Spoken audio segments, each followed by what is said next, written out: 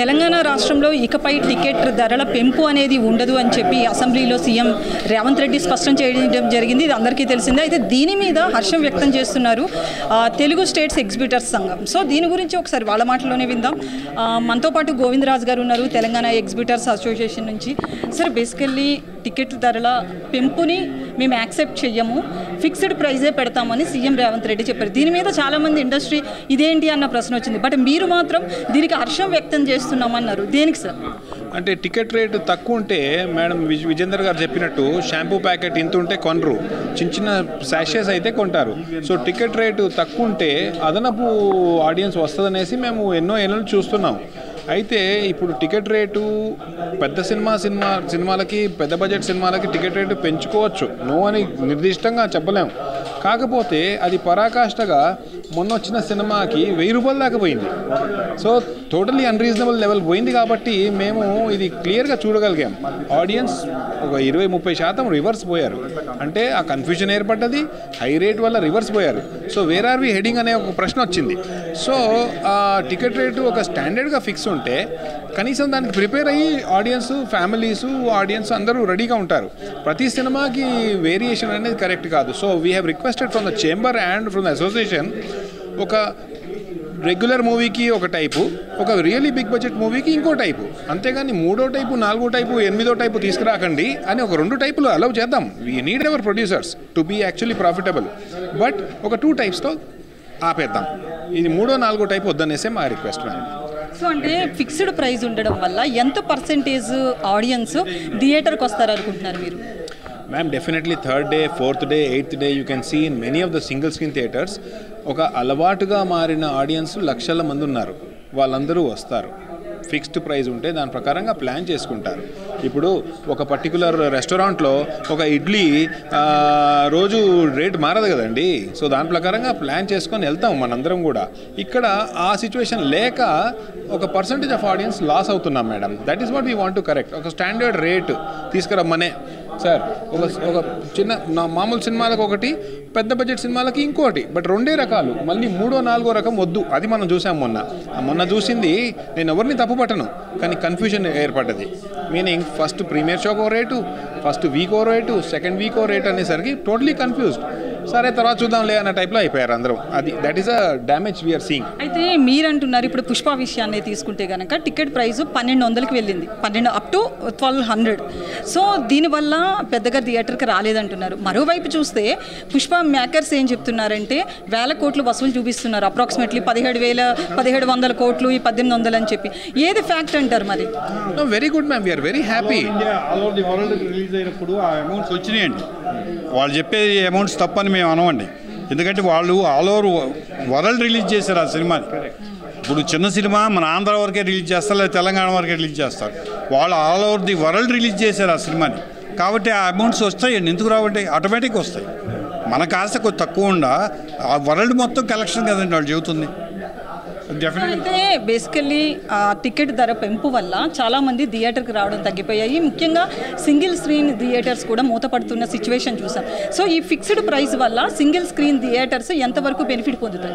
Definitely పొందుతాయి madam. ఇప్పుడు ticket rate ఇంత కన్ఫ్యూజింగ్కి పరాకాష్ఠకు వచ్చింది. అదే ఫస్ట్ వీక్ 350, సెకండ్ వీక్ ఇంత అనేసరికి.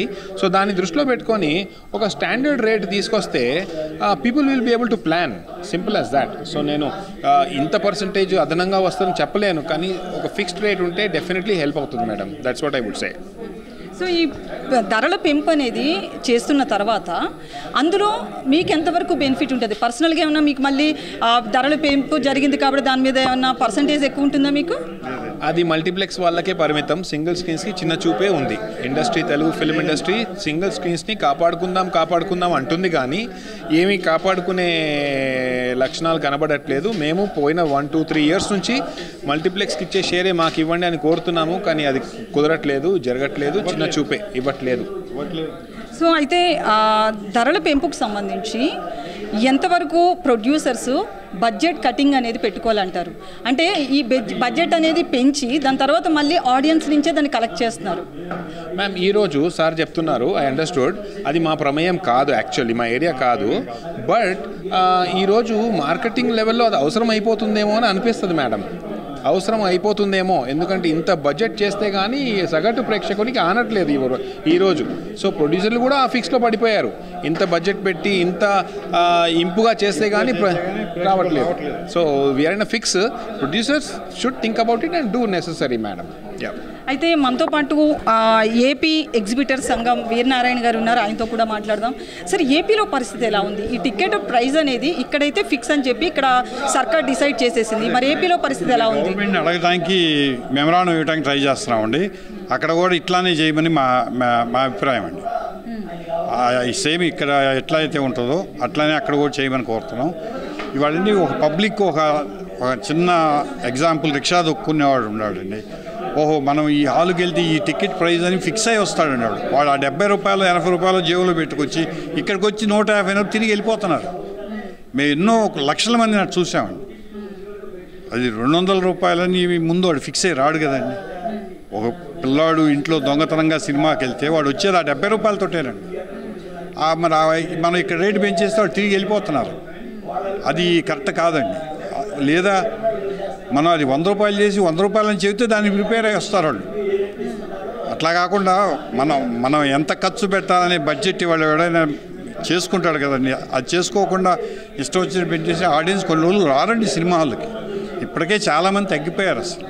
అంటే ఈ టికెట్ ప్రైజులు పెంపు ఉండడం వల్ల థియేటర్కి ఎంత పర్సెంటేజ్ తగ్గిపోతున్నారు? ఎందుకంటే ఏపీలో బేసికల్లీ సినిమా విచ్చలవిడిగా చూస్తారు, వాళ్ళకి ఎంటర్టైన్మెంట్ అంటే సినిమా కదా.